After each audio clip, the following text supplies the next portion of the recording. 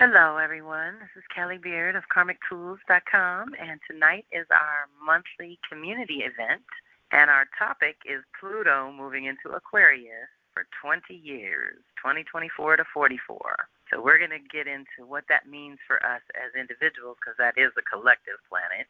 But before we do that, let's relax and open to receive and anchor the space together, unify the circle. I want to invite our benevolent angels and loving ancestors and Orisha, our personal animal guides and helping spirits, to be with us tonight. We each have a powerful, invisible team of support, and it's even more potent when we bring them together like this. So I want you to take a deep cleansing breath, making that connection above, below, and at the heart, the initial connection. Deep breath in. And hold and release. We're going to start at the heart chakra, breathing as if you're breathing through and from your heart, expanding, connecting with the direction of east, an initiation point where we access the inner wisdom of the mind and the element of air. So here I want you to picture a beautiful emerald green crystal infused with light from within and spinning brightly, expanding that heart chakra, opening you to receive that which is just for you this night. And take a deep breath in.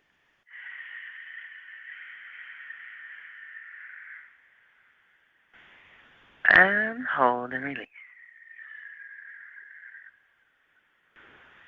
Going to come on down to your power center, where we honor the direction of south, a culmination point, and where we access the inner wisdom of the spirit and the element of fire. So here I want you to picture your favorite shade of yellow or gold infused with light from within and spinning brightly. Make that connection to your own power center. Deep breath in.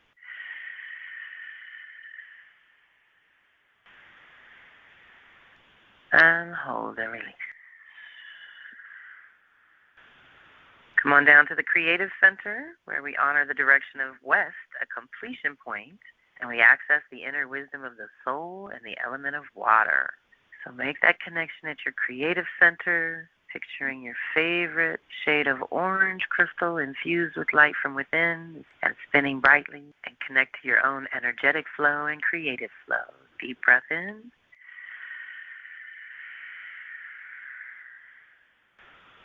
And hold and release.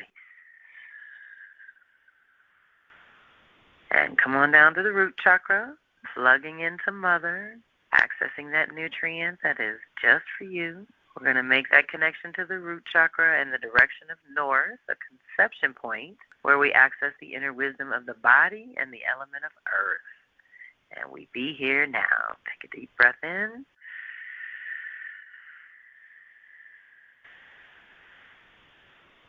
And hold and release. Okay, welcome everyone. Pluto moving into Aquarius. This is a very big deal, y'all. And what's so wild is I went digging for notes, and I found notes actually from 2008 when we were on the cusp between Sagittarius and Capricorn. Now we're on the cusp between Capricorn and Aquarius. And pretty much all of 23 and 24 is going to be going back and forth over the final degrees in Capricorn. And then by 25, it will be fully in Aquarius, and that's a wrap. We're moving on for 20 years. So it is a little different to apply Pluto personally, but that is my game. I want you all to know how to access this energy when you need it, because Pluto is a powerhouse. It represents our power, and when we are feeling powerless or oppressed in any way, we need to get in there and do some self-work, some soul work, and some shadow work. Okay, so that's going to be the biggest prescription around the Pluto rhythm. I would just say try to tune in to the fact that it does its thing and it annually retrogrades. And so what I've tracked is that while it's moving along its regular rhythm, it's affecting the collective pretty directly and obviously, and we can feel it and we can see it. And of course, we're part of it. But when it retrogrades, I feel like we get that energy turned inward for us to access personally as individuals. And that can be pretty juicy with Pluto as well. Now, Pluto's the deep stuff. This is the depths of our soul, y'all. And I really feel a lot of Olokun energy for my Orisha people because it's the heroes, the bottom of the ocean where the treasures lie. And Pluto rules where our treasures lie. And we're going to get into it because it's also very generational. And I have a little excerpt from one of my original teachers, Barbara Hand Cloud, that I want to share just about how the generations have moved through to now, because now I want us to consciously choose how to express this energy or work with this energy, understand it, and see how it manifests in the world so that, again, you can be more effective, right? So for Pluto, we go real deep, y'all. We go very narrow and deep. This is a deep excavation going to the soul level. And you never want to resist. We're going to talk about that and how resistance is what makes Pluto hurt, okay? So we never want to resist. And so we're tapping in as we speak to the power of regeneration and restoration of life and healing and integration on many, many levels, on the deepest soul level. Basically, this is what we're going to lay on the table, the Pluto energy and then the Aquarius energy and then the couple of activations that we're going to have and when it picks up over the years to look out for, and our divinations. So Pluto itself, we want to just learn how to understand that, and that's what I want to put on the table first, because we are completing a mission in Capricorn that had to do with the death, rebirth, and transformation of our social systems. Saturn rules Capricorn, okay? And so Capricorn is the zone where the government institutions, healthcare, education, all of the big systems that we all need to partake in and have a piece of in some way be served by, it's run its course in 250 years. That's the big Pluto cycle. And so when we look at those years, the other thing I'd like to say before I get into details of what the energy really feels like is that Pluto is one of two in the sky that, I mean, there's lots that have erratic orbs, but for the main ones that I use, Chiron and Pluto have super erratic orbs. Otherwise, you all know me to be the cycles and patterns person, right? So all the cycles, Jupiter's a 12-year cycle that moves in 3-year increments. Saturn is a 28 cycle that moves in 7-year increments. Uranus is an 84-year cycle that moves in 7-year increments. They all are very easy, trackable, measurable, equal. The cycle itself and what it takes to do the death, rebirth, and transformation process, what I say is because it's not as easily trackable, it's more erratic, is that death, rebirth, and transformation takes as long as it takes. We can't force that. We can't rush that. We can't say it's going to take exactly this number of years and it's going to shift like we do with Jupiter or Saturn or any of the others. They all have pretty good, easy, equal patterns that we can track. And so with Chiron, it's your healing, education, and soul work. Basically, healing takes as long as it takes. Education takes as long as it takes, and your soul work takes as long as it takes. That's another one where we can't push the river, and we don't want to, right? So what we want to do is use these planets for what they're good for when they are moving through certain signs and recognize the shift that we're about to make in terms of the soul work or the shadow work, the collective shadow work, okay? We're micro to macro. Some piece that we can work on is going to affect the collective. So we're grateful that we're getting together now to look at Pluto really closely. I usually do this about once a year. And I should remind you all, these monthly community events, I do them throughout the year, January through September. But there's not going to be one for October, November, December, because that's when we go into the ancestor work, and I'm super busy. But we will have it 9 months of the year. And so each year we'll look at Pluto and see how it progresses. But meantime, when you need to do that deeper soul work, this is the planet to get in contact with and to get to know at a deeper level. And the other thing, by it ruling death, sex, power, money, resources, the really heavy-duty things that a lot of people don't even like to talk about, but I feel are essential to being a human being on this planet. We have to have all of that. Money's part of it. We've created a monetary system. Power and how it's distributed, part of it. Our sexuality is part of being human. Why would we push that into the shadow realms? Why would we suppress our nature in that way? It's crazy. That's why I did want to share that generations piece from Barbara Hand Cloud, and I'll attach the whole article for you all to refer to later. But meantime, we're going in to do a purification of sorts. We're recognizing what's already been purified in our Capricorn zone, which does, for personally, it's our fundamentals, home and work, self and other, that has been under the gun of evolution with Pluto leaning in Capricorn for the last 16 years. It was 2008 to 2024 is the 16-year period where we've totally demolished the social systems, and now we have to redream them. And as we move into Aquarius, that wrecking ball, that demolition energy is moving into the Aquarius realm, which is a mixed blessing, like it always is, right? On one hand, we're going to find ways to cultivate in small communities and do things for ourselves and be more sovereign and independent. And what's good for the group is going to become more of a value than that lone wolf, do-it-yourself, hardcore, work till you die energy. That's over. We're not doing that. We're working on our magnetics around here. We're creating the channels and opening the flow so that the energies we want to be a part of can find us because we're vibrating at that frequency, okay? So let's be mindful of that the whole time. We're purifying our individual and collective structures really through that whole Capricorn period, right? And so also think about us shifting from earth to air, from our bodies, from physical, literal things to more mental and intellectual property type of things. The other thing you want to think about, though, is Pluto's definitely up and all through the whole concept of slavery. So where we've been enslaved to these systems that we may or may not agree with, I don't, for one, but Aquarius turns to that. Let's say every time Pluto's there, the war for freedom amps up. So the last time it was there was 1777, and America was supposedly founded in 1776. So here we are in the heart of the revolution here. And the other thing about that is that I always remind people that Pluto's 250-year cycle that has to do with countries, that makes us a baby country. This is our very first Pluto return. The oldest country, still a country and still whole, they say, is Ethiopia, who's had 15 times 250, 15 Pluto returns or more by now, because when I did this research was years ago. So we got to recognize that and why it's so important to get our consciousness together in this country in particular, even though I know I do have multiple countries on the call tonight. But America has such a big influence across the world.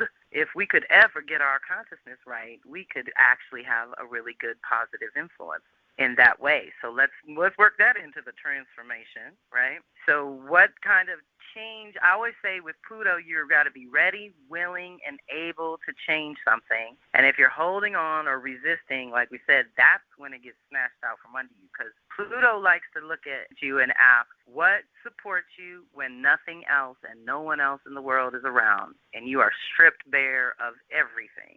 That's when you talk to Pluto. What it is it's your soul. We've stripped away all the excess and extraneous and non-essential and got to the soul level. How often do we really do that in this survival mode consciousness and everything else going on in our crazy world? So just pay attention to when Pluto's moving around as well. Like I said, that retrograde direct motion that it does annually does coincide with kind of big events or changes, or like I said, that death, rebirth, and transformation, regeneration and karma. There's all kinds of things associated with Pluto. Secrets in the underworld. All initiations come under this umbrella, right? All things unseen. All things that are sacred and ancient. All part of this. So what kind of deep excavation would you like to do annually? Let's look at it that way, and let's start feeling into what it might be like in our Aquarius department.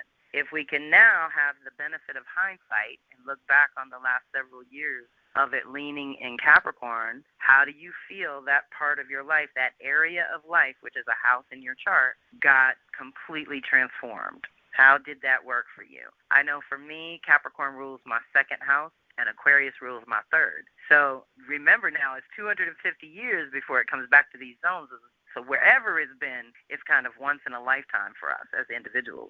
So my values completely evolved over this time, my personal values and my own magnetic field, which I also associate with the second house. So that's a lot of transformation. We don't want to resist. We want to surrender. This is the transformative power of seeds that are ready to break through and blossom. So how can we change our state of being in a literal way, in a mental way, emotional, spiritual way, whatever you need to do? We're recycling energy when we're working with Pluto. We're composting everything to be back to source, back to essence, because that's the other thing that Pluto likes to do. It strips us of the non-essential so we can get back to our purest essence.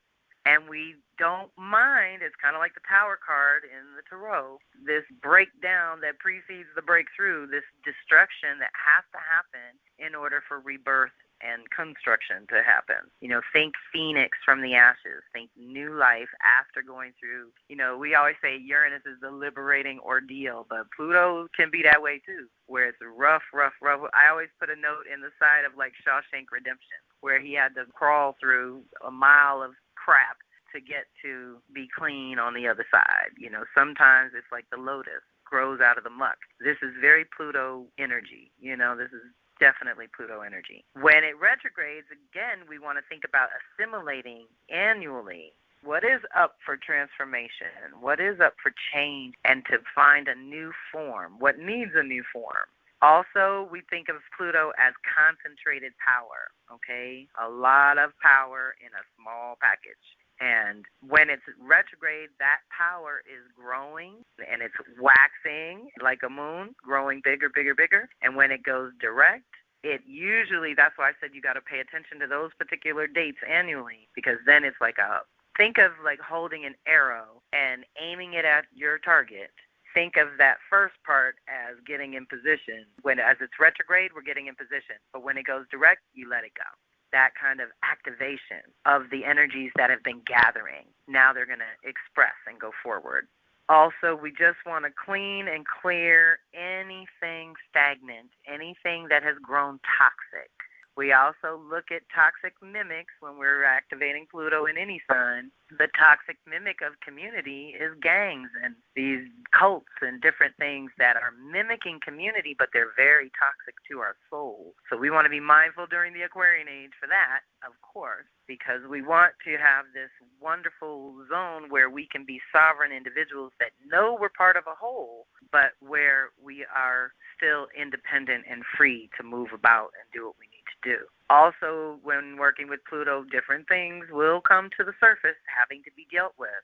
And so we don't really activate this energy unless we have the time and space to accommodate what's going to come up. Think about it. If you're trying to get into a conversation with your soulmate about sex, you don't want that to be cut off in 15 minutes because somebody got to go to work. Or, you know what I mean? So there's different things that we have to do when we go deeper with the soul work.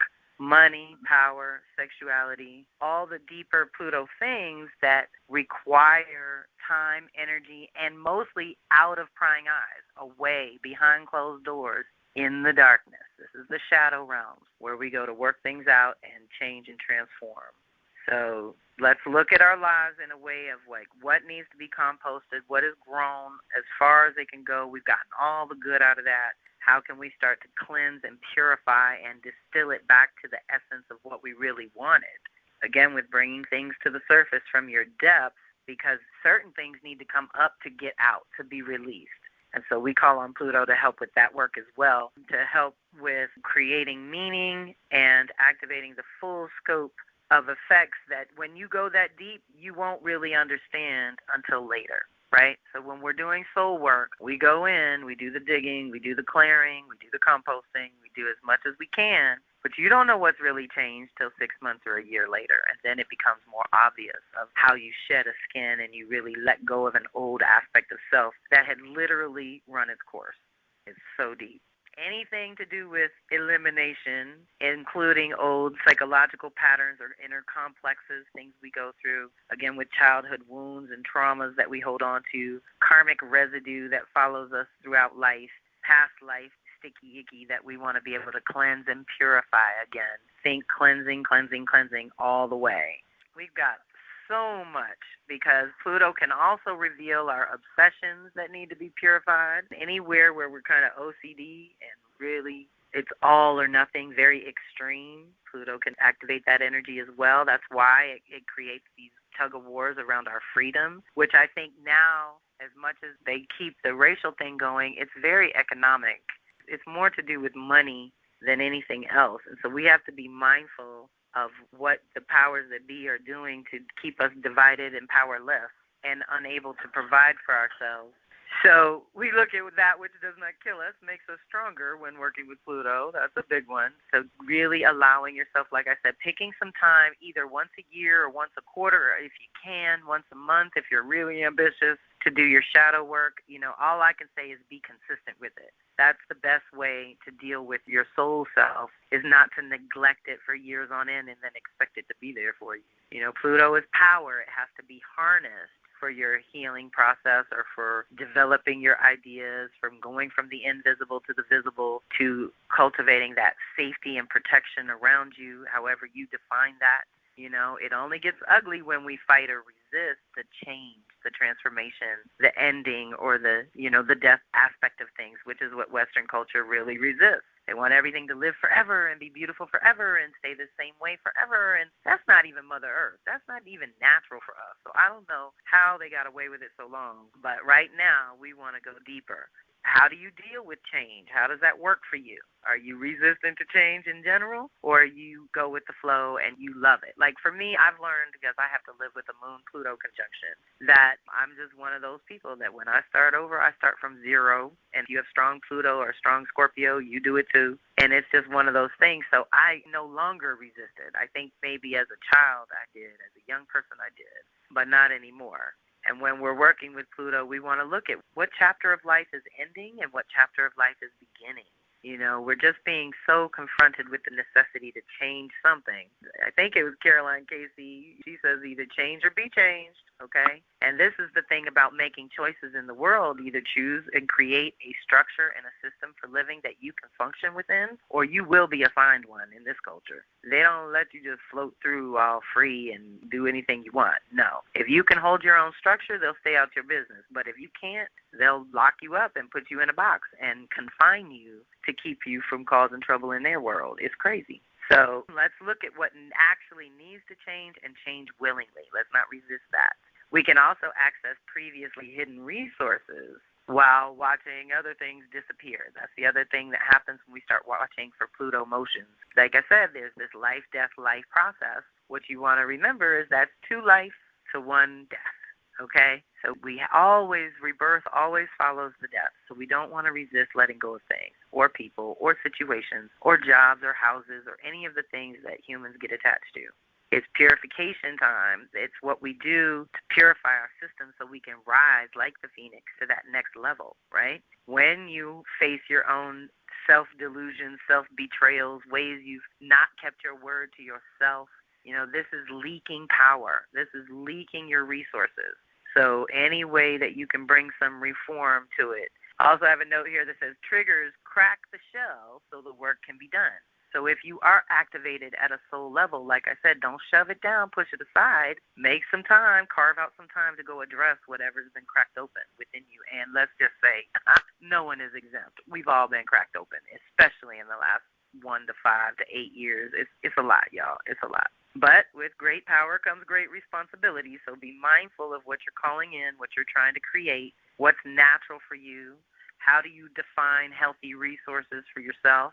When we go into this zone every year of connecting to where is our power, what is it good for? A lot of times I have another note here from the old days, the 3 phases. Okay, so there's these phases of transformation that happen. There's the initial shock and disruption of whatever triggers, whatever activates you, whatever cracks you open and gets your attention that the soul is in need now. And then there's the descent to the underworld, the not knowing. You're not sure where you're going. We've all been there, that dark night of the soul going down. Here we go. Don't know how it's going to go. Don't know if you're ever going to come out. I know I'm starting to recognize parts of myself that I really thought were dead and gone and over forever, and I was mourning and sad and upset. But they're not. She's coming back. She's making the comeback from motherhood and parenthood. But there is that ultimately, it's the surrender. And then the rebirth, the surge of authenticity, the rededication to your original mission, okay? This is what happens when we get stripped of what we think is necessary. Pluto says, no, it's not necessary, baby. you can do this a whole nother way and be more authentic about it and make more money or have more power in the process. So we definitely want to figure that out for ourselves. Like I said, whatever you absolutely cannot live without, Pluto likes to take it away and see what you do.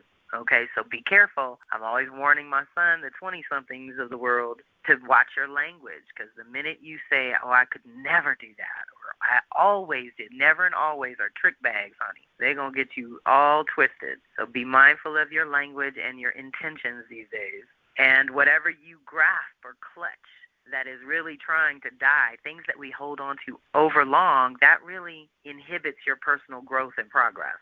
So again, with honoring the death process would definitely be like a number one thing to do when dealing with Pluto or trying to understand what Pluto's doing. Because that's when it works, when you trust the death process, when you trust the ending, that you know in your heart and soul that a new beginning automatically follows. It's never not once has it not followed, right? It's always like this. This is the rhythm and cycle. You know, like I said, breakdown precedes the breakthrough. So where's your Capricorn Aquarius zone? I was thinking about it. Almost everyone, unless your house cusps start at the 0 point, everyone's going to have a little crossover where it's the last degrees of Capricorn and the first degrees of Aquarius are a certain house. So that's what I'm going to put in your post call goodies for your Capricorn Aquarius cusp. But overall, we'll keep it in the Aquarius, Leo, Taurus, Scorpio departments so that you can know what's being transformed in Aquarius. What's being initiated in Aquarius is going to directly affect your Leo departments from across the way, and having you integrate certain Leo aspects of life. And then if you're like me with no planets in either one of those signs, I still have houses. You can not have planets, and Leo Aquarius still rules certain houses in your chart, areas of life. That is going to be where the long, slow cooking process of Pluto is going to happen over the next 20 years. So, again, I sort of dialed it back for us as individuals when I got to the activations and divinations so that we could just deal with 23 and 24, y'all, for real. Because if we go too far down the road, your head will explode. But I'm going to give you a quick overview because there are some things and some heads up you should know about. And so to be ready for that. But yes, as it went through Capricorn, responsibility, discipline, honesty, integrity, your work ethic, ambitions, your accomplishments and achievements, patience and dedication. Here's where Pluto's been digging up in that Capricorn zone. And now we can do the light and shadow of Aquarius, because the way I teach it is that the planets are the issues and activities that get activated. So Pluto activates soul work. It activates shadow work. It activates the death, sex, power, money, resources, dark side of things that we don't always want to acknowledge. But when you don't, they grow toxic. When you ignore them and you don't work them into your real life on a regular basis, they grow toxic. So now the sign becomes the lesson and the expression of the energies. So Aquarius light expression is all about our unique contribution ultimately. Being different and unique. Your own individual perspective is so important. Being progressive and future-oriented, cultivation of friendships and communities. We're going to do a lot of that. We're composting the old ways of being in friendship, relationship, community with other people. How we interact with other people has been reset as we speak. Let's just say 2020 forward. When Jupiter and Saturn hit Aquarius, that kicked off a social collective 20-year cycle. And here we are only 2 years later with Pluto hitting that same exact zone. So it's a big deal. And this is going to be a constant theme that keeps coming up and getting activated in different ways from the other planets that will hit Leo, Aquarius, or Taurus, Scorpio, and hit it by default, right? So the individuality within your community, very important. You know, what do you bring to the table? Objectivity and being able to do big picture thinking and ideas, big ideas.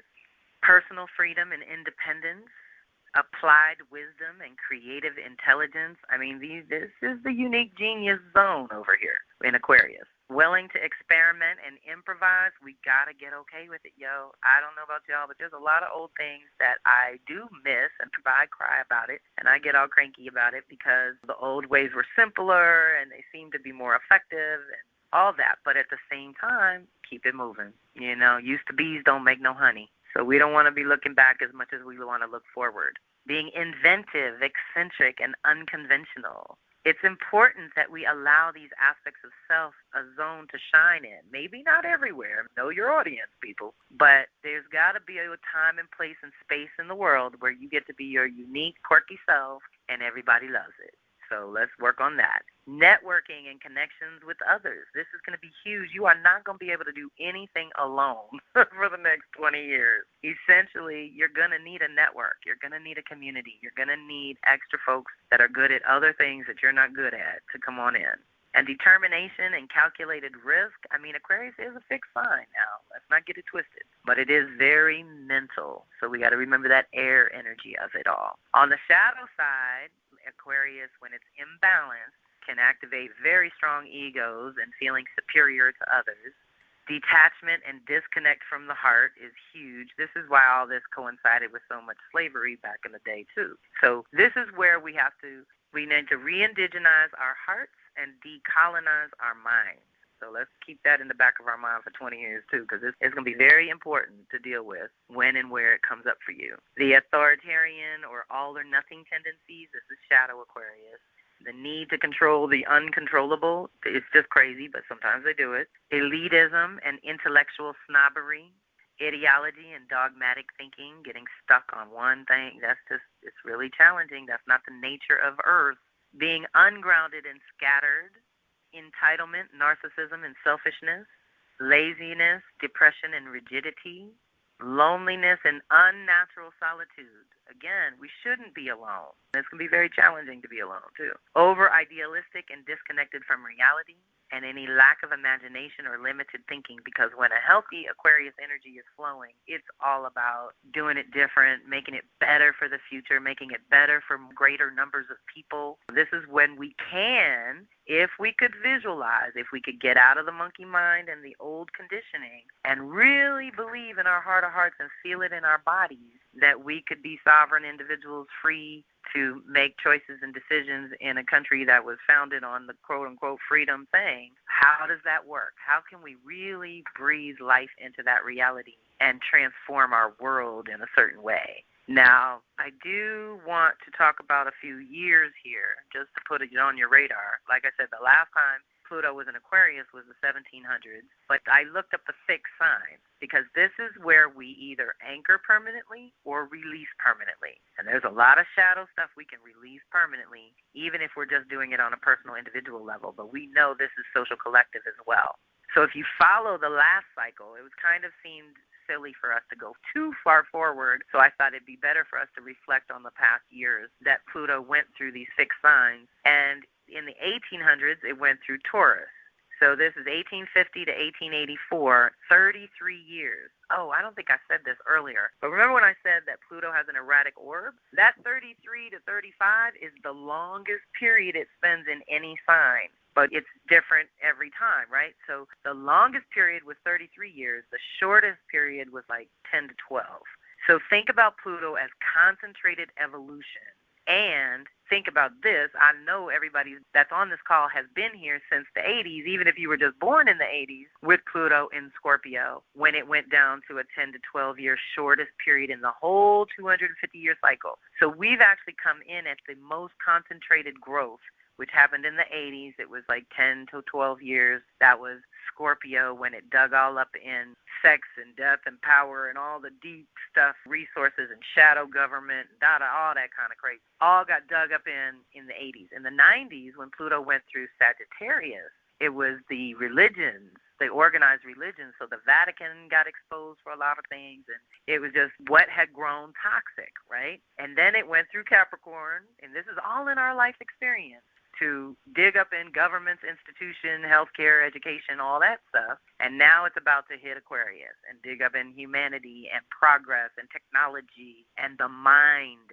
What is it with them wanting to freeze dry us and then break us out and have consciousness in a computer but with no body? Like, I don't get it, but that's very Pluto and Aquarius. And so the little bit of research that I was able to do before getting into this was that we do have a lot of breakthroughs that happen because it's kind of like, what do they say, the mother of invention is need? Like, we need a new way, y'all. So all you inventive kind of types that are engineers by nature and you know how to make something out of nothing and bring pieces together that can be stronger than they ever would be alone, this is the time to do that. It really is. So that longest stretch, 33 years, it was in Taurus. It was 21 in Aquarius, like it's going to be now for us now, 2021. When it hit Leo in the 1937 to 1958, we know this generation, Pluto in Leo generation, it was there for 21 years. And then 1983 to 95, it was in Scorpio. So if you want to do a little digging on your own for like what was going on during those years, what was permanently ended, what was birthed at that time that's been with us all along. I mean, it's so deep. And I guess this would be a good place to talk about that. This is the little quick excerpt. It's not the whole article. It's just the part that talks about Pluto in Cancer, which is people born 1912 to 1939, and then the Pluto in Leo generation, which I just mentioned, 37 to 58, 59. The thing is, we are all the product or the outcome of that generation, except for maybe the 50s babies who still have Pluto and Leo. So going forward, everything's a response to the last thing, preparation for the next thing. So I think that because of the industrial age of the early 1900s, by the time it got to the 60s in Virgo, we realized how that was raping Mother Earth, and we needed to get back to all natural. That had grown toxic. Let's be natural about it. You Pluto and Libra babies that have come in, you have transformed how relationship is done and how we interact and how we work with each other in various ways. Who else? Libra up to Scorpio in the 80s. Like I said, some of you might be 80s babies, and you all are the superpowers. Anything you think, you can manifest and create. So this is from an article from Barbara Hand-Clow. Because of Pluto's long stay in each sign, the sign that Pluto occupies expresses the deepest desires of each generation. These well up within people and eventually become the themes of collective movements. For example, the infamous "Make Love, Not War" slogans of the 1960s. These platonic desires become specific evolutionary urges that transform worlds, very much like extinctions that create space for new species. Pluto resides in our solar plexus, the gut, where we hold the complexes of the present and past experiences. Like a volcano, when there's too much hidden material in our gut, Pluto compresses it and then explodes the contents in a wild eruption. Pluto is our emotional brain that holds the records of our karmic processes. We remember our deepest feelings by storing them plutonically. Pluto is also a compassionate and wise master, a teacher who allows us to learn the most about ourselves by forcing us to notice our behavior when our gut erupts. Just feel that area of your body when you get really mad at someone. We must name Pluto's evolutionary intentions because generational tensions impact each one of us so intensely. If we don't, we could become a lost generation. During 2011, the closing square of Uranus to Pluto brought back the 1960s dreams, global desire for freedom, fairness, and harmony for all people. Much time has passed since Uranus and Pluto joined in the sky, so today we can be fairly objective about the mass behavior of the Pluto in Cancer through Virgo generation. So that would be the 1900s up through the 60s into the early 70s. Even if these dreams won't be fulfilled until Uranus opposes Pluto in 2046 to 48, the coming 7 squares will reactivate and possibly clarify generational tensions. So Pluto in Cancer, 1912 to 1939. The Pluto in Cancer generation is protective, nurturing, and very needy. In much of the West, they inherited great wealth and property, forming the basis of their value systems that they anxiously guard. They enlarged the growing and lucrative military-industrial complex, which guaranteed protection even to death, supported corporations that are granted unalienable rights, and built a medical system dedicated to keeping people alive at all costs. Their slogan in the U.S. was "Better dead than red, a communist." This is not a judgment, since after all, they inherited the creations of Pluto in Taurus, the plutocrats, who pinnacled the industrial age that was joyfully expanded by the Pluto in Gemini generation. Each generation is like a loop in a chain that pulls tight whenever the chain is stretched. Deep breath. Pluto in Leo, 1937 to 59. Leo is creative, childish, passionate, addicted to power, and very honest. This generation was uncomfortable with the goal of being protected to death by society and their parents. They'd rather be red than dead. So just out of adolescence in the early 60s, they wanted to live instead of just die, to create instead of just destroy. Then along came Uranus conjunct Pluto in Virgo after the generations had turned against each other. The Pluto in Cancers unleashed its protective tools, the CIA and the Pentagon, to carry out selective assassinations of the Pluto and Leo leaders. The leaders of the Leo generation weren't all born with Pluto and Leo, such as the Kennedy brothers, who resonated with the Leo generation. The end result was a serious blockage of the younger generation by the protective tendencies of the Pluto and Cancer generation. Tensions between Pluto and Cancer, Pluto and Leo generations was the abnormal blockage of a whole generation's agenda, which is encapsulated in the Kennedy assassinations, which for many people were the beginning of America's decline. Newly sighted Pluto lurked within the secret services and the military-industrial complex in agents plotting to kill people just to get them out of the way. These days, we call it a regime change.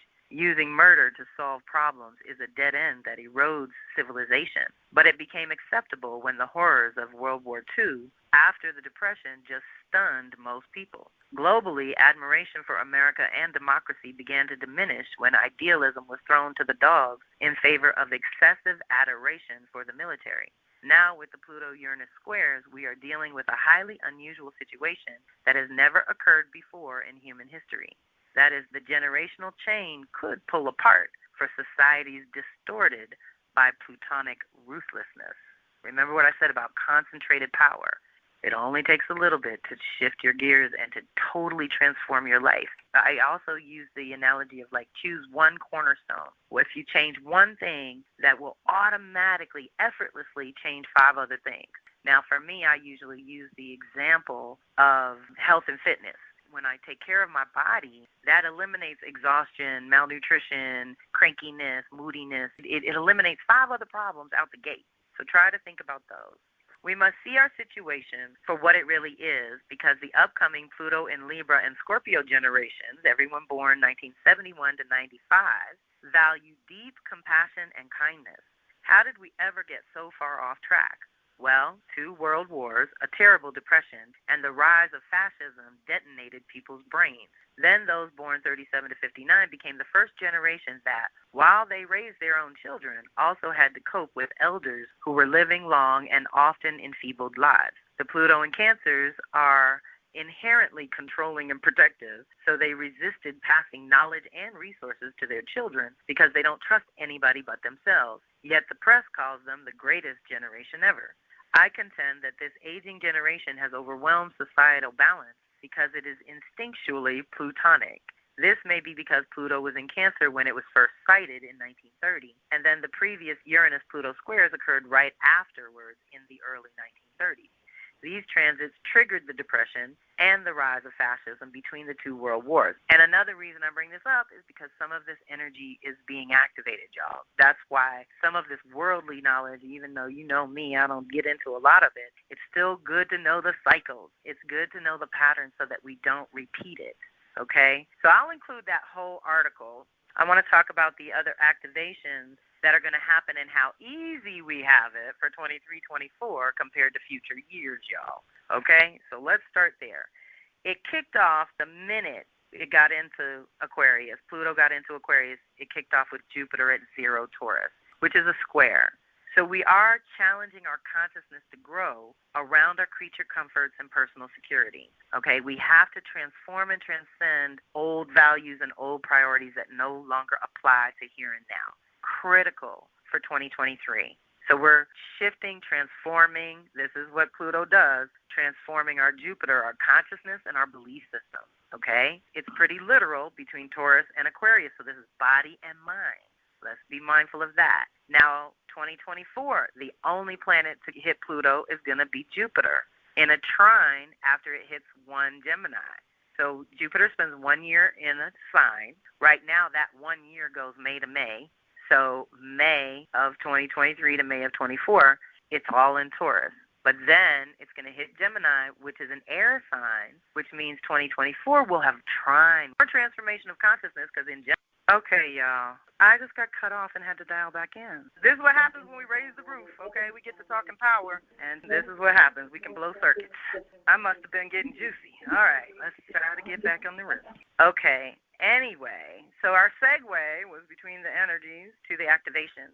23, challenging our consciousness to grow.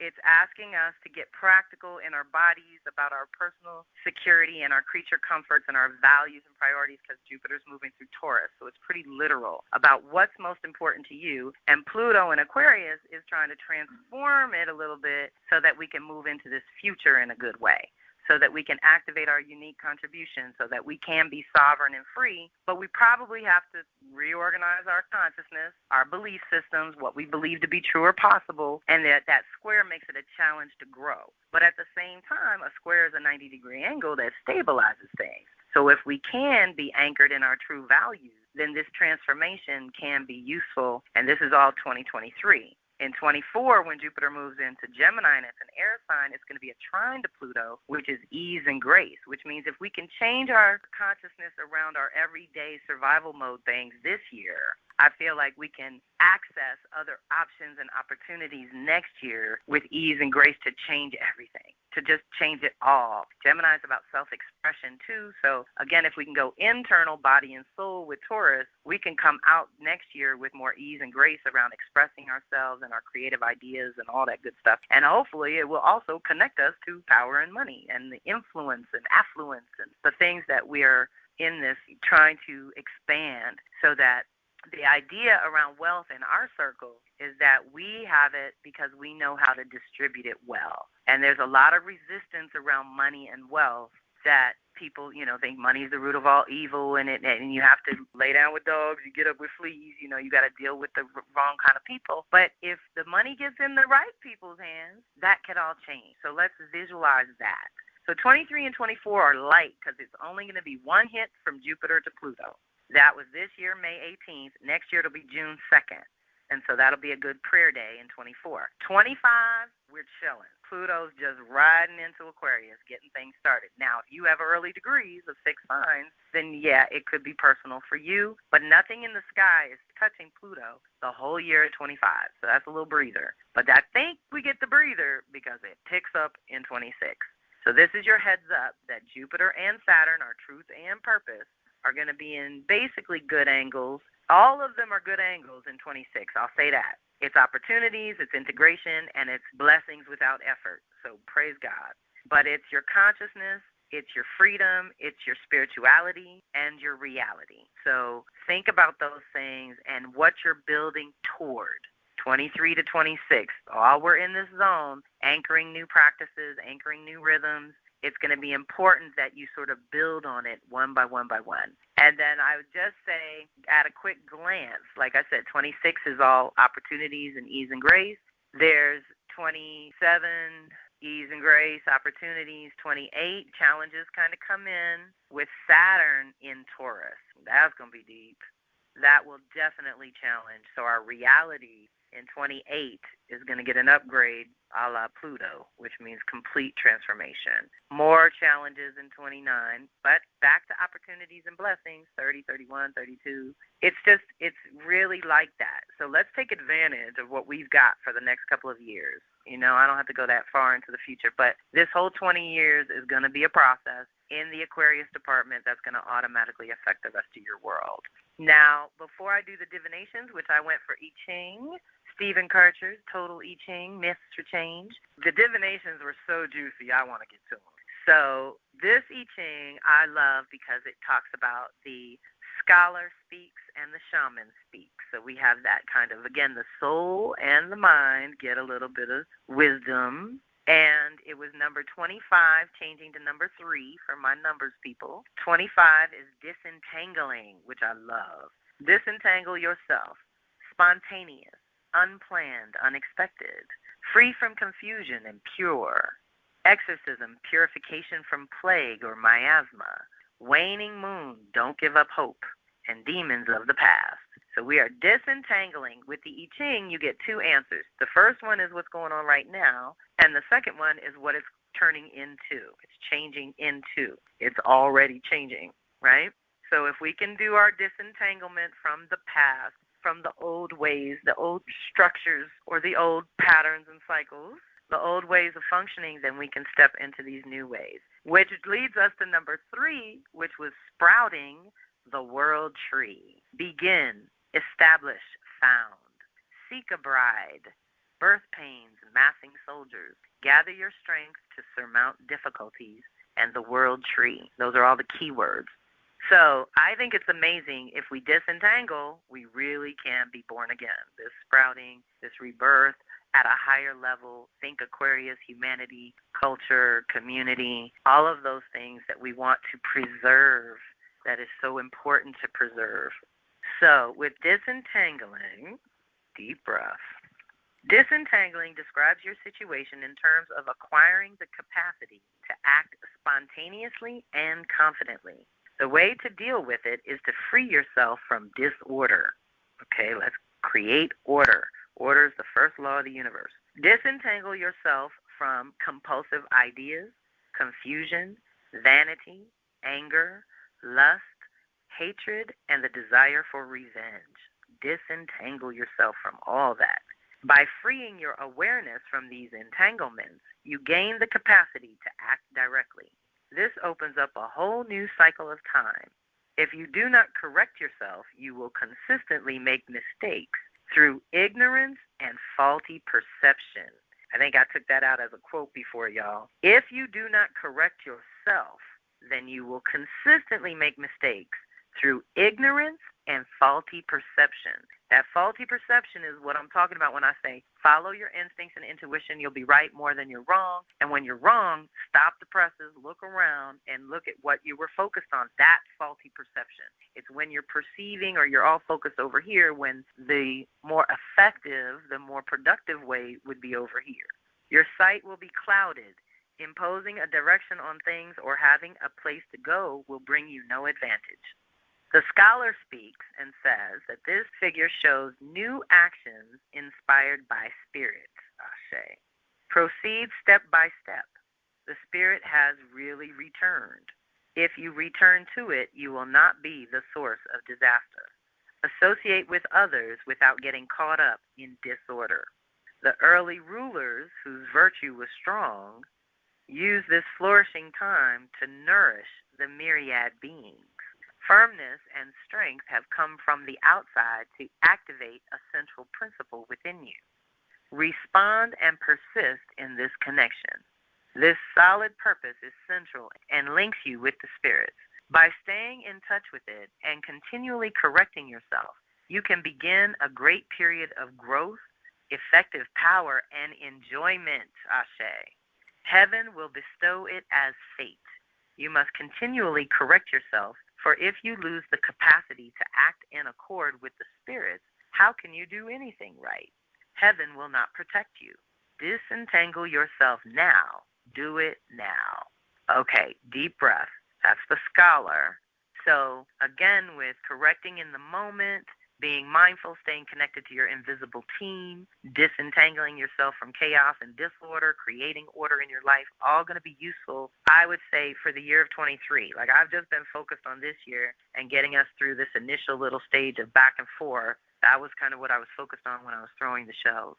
The shaman speaks and says that the ideal realizing person reflects this by emulating the early kings, using the generosity of a time inspired by heaven to nurture and inspire all things. Persist and work through inner inspiration. It is a time to advance. Deep breath. Okay? Inner inspiration. So we have to light that fire. The opposite of Aquarius is Leo, your authentic self, your true self. So then with the I Ching, it has 6 changing lines. And I like to read them all because they all have a little chunk of goodness in them. But the ones that we got were number 4 and number 6. So number 1 says, and like I said, this is just kind of bonus, extra things to be mindful of. I've learned to read them all. Here you acquire the purpose. Disentangle yourself, then go forward. You can do what you wish to do now, counting on the fact that you will not get tied up in negative emotions.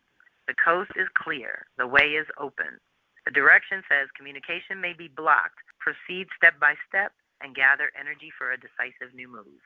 Number 2 says this means that you are not affluent yet. Unexpected success, but this is not the time or place to start something. If you realize what this means, your plans will bring you success.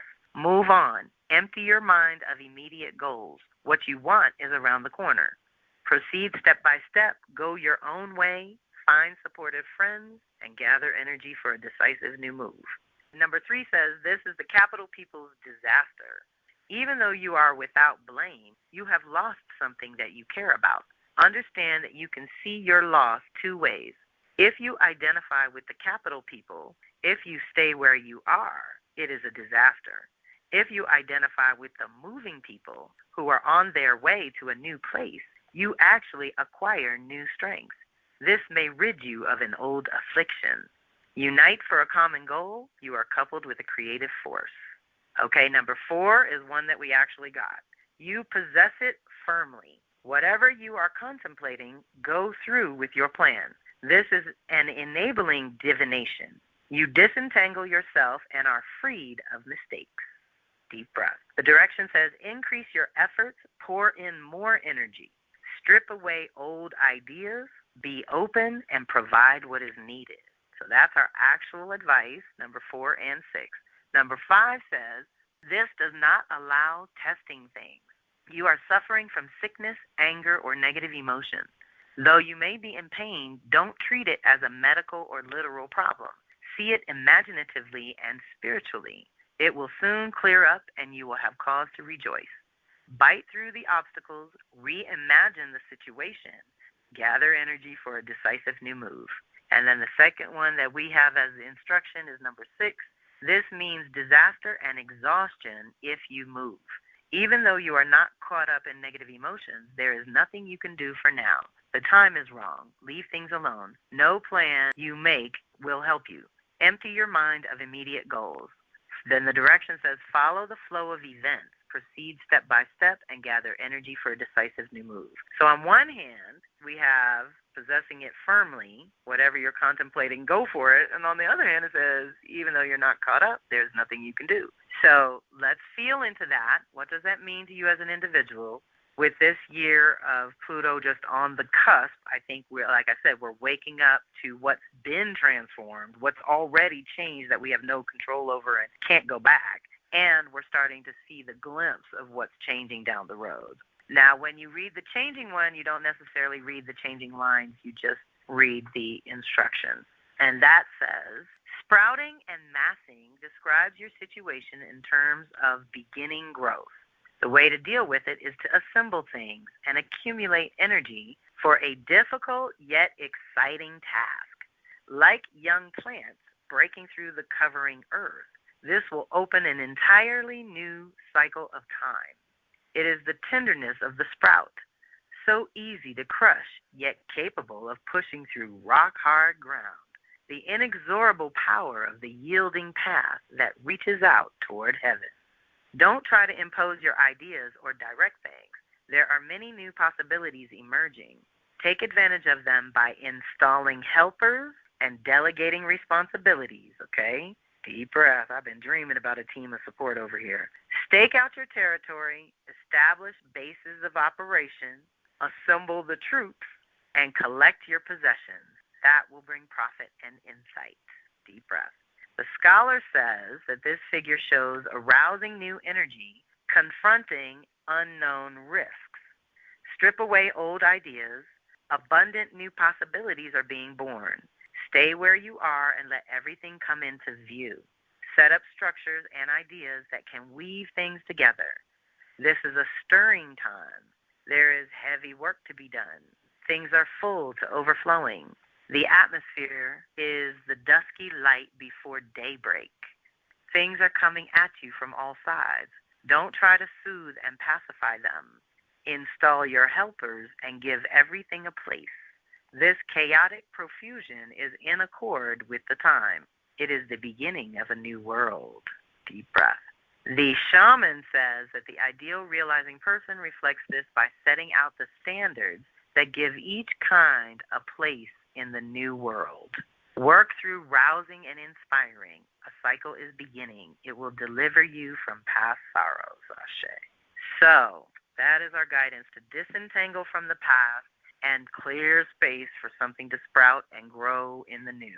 This is what this is going to allow us to do, because we've been broken of the old systems and structures, and they no longer even work or apply to our lives in regular ways. It's deep, I know, it's very deep, but we get to tell the story. We get to make the choices at this moment on what we're going to consciously transform over the course of the next year. And as it moves into this fixed energy of Aquarius, like I said, it's going to activate you directly, asking you to change something, give something up, make a sacrifice, make a willing sacrifice for the greater good. What does that look like? And what would you have to sacrifice to be your authentic self and to share your unique contribution and to be part of a community that transforms the world? Okay, that's what we do in our circles around here. We're doing it one by one, little by little, but it's rippling out and it's changing the world just by you showing up to do your soul work each month. Just by you tapping in on these periodic calls to see what's going on with the energies.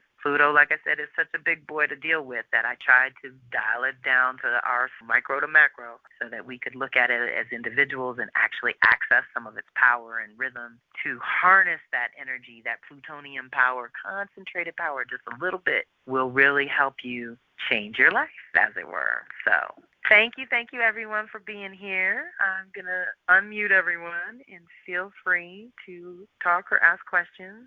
Anyone want to speak up or testify? Or all these will be attached in your goodies along with your activations for those who registered with birth info. I got you. If you're in the system and you want your activations, just let me know. Shoot me a little note. Otherwise, I'll attach that article, The Light and Shadow of Aquarius. And stay tuned. Let's see, what's my next event? That will be with NASA, I believe, besides the class we're doing on the weekends. NASA and I are doing Rhythms and Verses every other Wednesday. So this month it's on the 14th and the 28th at 7 p.m. Eastern. And I look forward to connecting with you all again real soon. Thank you, everyone.